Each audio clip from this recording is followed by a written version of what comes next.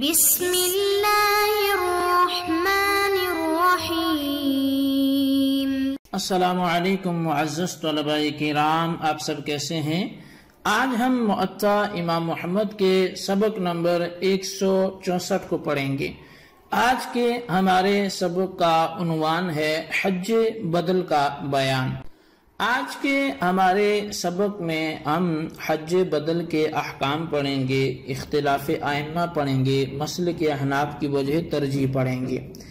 آج کے سبق کے حوالے سے ہم نے جو باب شروع کر رکھا ہے، کیونکہ گزشتہ سبق میں بھی اس کی 2 احادیث ہم نے پڑھی ہیں، وہ باب الحج عن المیت او عن الشیخ الکبیر سے متعلق یہ حدیث ہیں کہ مردے کی طرف سے حج کرنا یا کسی بوڑھے شخص کی طرف سے حج کرنے کے حوالے سے احکام ہیں۔ تو ایک حدیث اس کی رہتی ہے اور اس کے بعد امام محمد علیہ رحمہ اپنا مسلک بیان کریں گے احناف کا، تو یہ عبارت ترجمہ کیے دیتے ہیں، اس کے بعد جو پھر اس کے احکام ہیں وہ ذکر کرتے ہیں۔ تو امام محمد رحمۃ اللہ علیہ لکھتے ہیں کہ اخبرنا مالک اخبرنا ایوب السختیانی عن ابن سیرین ان رجلا كان جعل عليه ألا يبلغ أحد من ولده الحلب فيحلب فيشرب ويستقيه إلا حج وحج به. قال فبلغ رجل من ولده الذي قال وقد كبر الشيخ فجاء ابنه إلى النبي صلى الله عليه وسلم فأخبره الخبر فقال إن أبي قد كبر وهو لا يستطيع الحج أفأحج عنه؟ قال نعم۔ امام محمد رحمۃ اللہ علیہ آپ بیان فرماتے ہیں کہ ہمیں امام مالک نے ایوب سختیانی سے یہ خبر دی ہے اور انہوں نے وہ ابن سیرین سے یہ خبر دی کہ ایک شخص کی اولاد بچپن میں فوت ہو جایا کرتی تھی۔ اس نے ایک مرتبہ نظر مانی کہ اگر اس کا کوئی بچہ دودھ دوہنے تک کی عمر پائے اور وہ دودھ بھی دوہے اور وہ خود بھی پیے اور اپنے والد کو بھی پلائے تو اس کو ساتھ لے کر حج کروں گا۔ چنانچہ اس کا ایک بچہ اس عمر کو پہنچ گیا۔ جب بچہ خوب جوان ہوا تو یہ نظر ماننے والا اس وقت تک بہت بوڑھا ہو چکا تھا، اس لیے اس کا بیٹا اب نبی علیہ السلام کی خدمت میں آیا اور واقعہ بیان کیا۔ کہنے لگا میرے والد بہت عمر رسیدہ ہو گئے ہیں اور حج کرنے کی طاقت نہیں رکھتے، تو کیا ان کی طرف سے میں حج کر سکتا ہوں؟ تو آپ نے فرمایا ہاں کر سکتے ہو۔ قال محمد وبهذا نأخذ لا بأس بالحج عن المیت وعن المرأة والرجل اذا بلغنا من الكبر ما لا يستطيعان ان يحجان وهو قول ابي حنیفة رحمۃ اللہ علیہ والعامة من فقهائنا رحمهم الله وقال مالك بن انس لا ارى ان يحج احد عن احد۔ امام محمد رحمۃ اللہ علیہ اس پورے باب کی احادیث کے بعد اپنا نظریہ وہ لکھتے ہیں، فرمایا کہ ہمارا احناف کا یہی عمل ہے کہ کسی فوت شدہ کی طرف سے اور عمر رسیدہ عورت اور مرد کی طرف سے حج کرنے میں کوئی حرج نہیں ہے، جبکہ وہ اس قدر بوڑھے ہوں کہ خود حج کرنے کی طاقت نہ رکھیں۔ اور یہی قول امام اعظم امام ابو حنیفہ رحمۃ اللہ علیہ کا ہے اور ہمارے عام فقہائے کرام کا بھی یہی قول ہے۔ اور امام مالک بن انس رضی اللہ عنہ فرماتے ہیں کہ میری رائے یہ ہے کہ کوئی کسی دوسری کی طرف سے حج نہیں کر سکتا۔ اچھا، اب یہاں پر یہ بات تو ہوئی ختم، لیکن یہ چونکہ حج بدل کی بات چل رہی ہے تو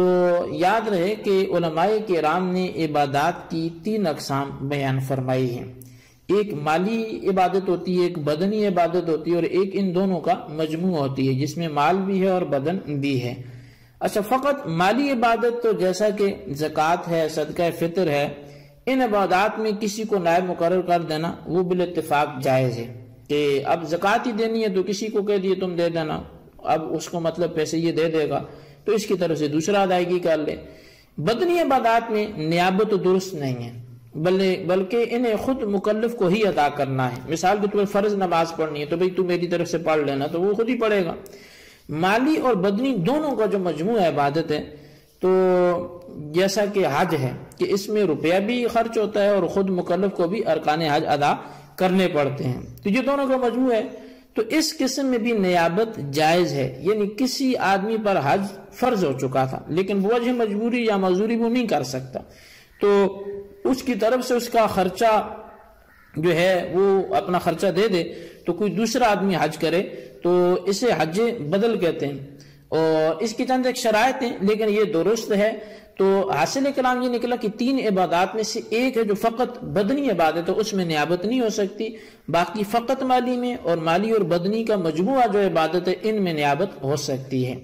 اچھا، اب اس حج بدل کی کچھ شرائط ہیں۔ نمبر 1 یہ ہے کہ حج بدل کرانے والے پر حج فرض ہونا چاہیے، اگر بھیجنے والے پر فرض ہی نہیں تھا تو جس کو بھیجا گیا اس کے ادا کرنے سے اس کا فرض وہ ادا کیسے ہوگا، کیونکہ اس پہ فرض ہی نہیں تھا، تو لہٰذا اس پر فرض ہونا یہ پہلے ضروری ہے۔ دوسری بات یہ کہ جس کی طرف سے حج کیا جا رہا ہے وہ خود حج نہ کر سکتا ہو، اگر خود کر سکتا ہے تو پھر حج بدل درست نہیں ہوگا کہ جی میرے پاس ٹائم نہیں ہے تم کرانا، تو یہ درست نہیں ہے۔ حج بدل کرانے سے موت تک وہ عذر باقی رہے، یہ تب حج بدل درست ہوگا۔ کسی مسئلے میں بیمار تھا تو اگر وہ بیماری ٹھیک ہوگی تو بعد میں خود حج کرے گا، اگر مرنے سے قبل تندرست ہو گیا تو اب خود حج کر سکتا ہے، جو حج بدل کرایا گیا تھا وہ ختم ہو جائے گا، اس سے فرض اب خود ادا کرنا ہوگا۔ اچھا، چوتھے نمبر پہ شرط یہ کہ حج بدل جس نے کرایا ہو وہ اس کا حکم بھی دے، یعنی بغیر اس کے حکم دینے کے حج بدل نہیں ہوگا۔ ہاں، اگر اس کی اولاد اس کی طرف سے حج کرتی ہے تو پھر ادا ہو جائے گا۔ اور 5ویں شرط یہ کہ حج کے جملہ اخراجات حج کرنے والا نہیں بلکہ کرانے والا برداشت کرے گا، یعنی جو بھیج رہا ہے تو یہی سارے خرچے دے گا۔ اور 6ٹھی شرط یہ کہ جس کو حج بدل کے لیے منتخب کیا ہے وہی حج کرے گا تو حج بدل ہوگا، اگر اس نے آگے کسی اور کو وکیل کر دیا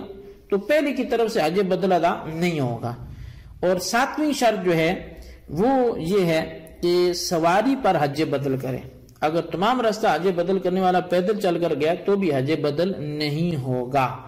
اور 8ویں شرط یہ ہے کہ جہاں معذور شخص رہتا ہے وہاں سے کسی کو حج بدل پر بھیجے، یعنی اپنے وطن سے حج بدل کے لیے کسی کو بھیجنا یہ بھی شرط ہے، وطن سے نہیں بھیجتا تو پھر بھی حج بدل ادا نہیں ہوگا۔ اچھا، اسی طرح 9ویں شرط ہے کہ میقات سے احرام حج باندھے، اگر بھیجنے والے نے اس کا پابند کیا ہو تو پھر وہ میقات سے ہی احرام باندھے گا، ورنہ اس کے بغیر بھی حج بدل ادا نہیں ہوگا۔ تو اس کے علاوہ جو 10ویں شرط ہے وہ یہ ہے کہ حج بدل معذور کی طرف سے جو ہے نیت کر کے کرے گا، یعنی اگر وہ وہاں جا کے اپنی نیت کرے اور اس کی نیت ہی نہ کرے تو پھر بھی اس میں مسئلہ ہے، تو حج بدل جو ہے وہ معذور کی طرف سے نیت کر کے ادا کیا جائے گا۔ اچھا، اب یہ اس کی 10 شرائط تھی جو آپ کے سامنے بیان کی ہیں، اور بھی فقہی مسائل کثیر ہیں۔ بہتر یہ ہے کہ جو شخص اپنا فریضہ حج پہلے ادا کر چکا ہے اس سے حج بدل پر بھیجا جائے، اس صورت میں چونکہ وہ اپنا فریضہ حج پہلے ادا کر چکا ہے اس لیے یہ خالصتاً بھیجنے والے کی طرف سے ہونا یقینی ہے۔ اور اگر کسی ایسے شخص کو حج بدل پر بھیجا گیا جس نے ابھی تک اپنا ہی فرضی حج ادا نہیں کیا تھا تو شرائط مذکورہ کی پابندی کرتے ہوئے جو حج بدل اس نے ادا کیا وہ بھیجنے والے کی طرف سے ہی فرض ادا ہوگا۔ ہاں، اسے بھی ثواب ضرور حاصل ہوگا لیکن اس صورت کو مکروہ کہا گیا ہے۔ علامہ بدر الدین عینی رحمۃ اللہ علیہ نے عمدۃ القاری شرح صحیح البخاری جلد 10 میں آپ نے باب الحج عمن لا یستطیع اس کے حوالے سے یا عمن لا یستطیع ثبوت علی الراحلہ کے حوالے سے آپ نے اسی حدیث کے ضمن میں جو ہے وہ قبیلہ خثعم کی عورت کا قصہ آپ نے تحریر فرمایا، تو اور اس قصے کے تحریر کرنے کے بعد آپ نے کچھ مسائل کا استنباط فرمایا ہے۔ میں چاہوں گا کہ وہ چند ایک مسائل جو انہوں نے وہاں پہ تحریر کیے ہیں تو وہ آپ کی طرف بڑھاؤں۔ آپ نے پہلی بات یہ لکھی کہ عاجز کی طرف سے نیابت جائز ہے۔ احناف کہتے ہیں کہ جو شخص اونٹ پر بیٹھ کر حج کر سکتا اس کی طرف سے دوسرا حج بدل نہیں کر سکتا۔ ہاں، اگر کسی کو ایسا عذر لاحق ہو جو بدستور رہنے والا ہو، مثلا نابینائی وغیرہ، پھر اس کی طرف سے حج بدل کرنا جائز ہے۔ اور اگر ایسا عذر ہو جو زائل ہو جائے لیکن ہوتا نہ ہو تب بھی نیابت جائز ہے، جیسے کہ قید اور قرض جو موت تک نہ اٹھ سکے۔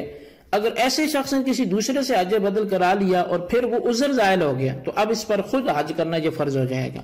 اچھا، پھر دوسری بات یہ لکھی کہ اس سے یہ بھی معلوم ہوا کہ والدین کے مصالح کا انتظام کرنا اولاد کے ذمے ہے، جیسا کہ قرضہ ادا کرنا، حج بدل اور خدمت وغیرہ، یہ اولاد کی ذمہ داری بعد میں بھی رہتی ہے۔ تیسری بات یہ لکھی کہ عورت مرد کی طرف سے حج کر سکتی ہے، کیونکہ حدیث پاک میں سائلہ عورت تھی اور اپنے والد کے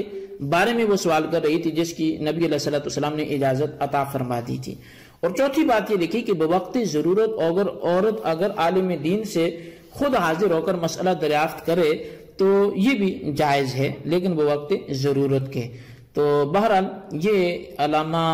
بدر الدین عینی رحمۃ اللہ علیہ نے عمدۃ القاری شرح صحیح البخاری میں جو حدیث کے تحت کچھ پوائنٹس لکھے تھے تو میں نے وہ آپ کے سامنے پیش کیے۔ اب امام محمد رحمۃ اللہ تعالی علیہ نے حج بدل کے بارے میں روایت کے آخر میں لکھا کہ حضرت امام مالک جو ہے وہ کسی کا دوسری کی طرف سے حج کرنا جائز نہیں سمجھتے۔ امام مالک کے مسئلے کی دلیل وہ قرآن کریم کی آیت ہے کہ من استطاع الیہ سبیلا۔ اس دلیل کو معطا امام مالک کی شرح زرقانی میں جو ہے وہ وہاں شارح نے یوں لکھا ہے کہ حدیث پاک کا ظاہر مفہوم یہ بتانا ہے کہ عورت جو یہ قبیلہ خصم کی تھی، اس نے یہ کہا کہ حج کی فرضیت استطاعت کے ساتھ نازل ہوئی ہے اور اس کا باپ صاحب استطاعت نہیں تھا۔ اس نے پوچھا کیا میرے لیے جائز ہے کہ میں اپنے باپ کی طرف سے حج کروں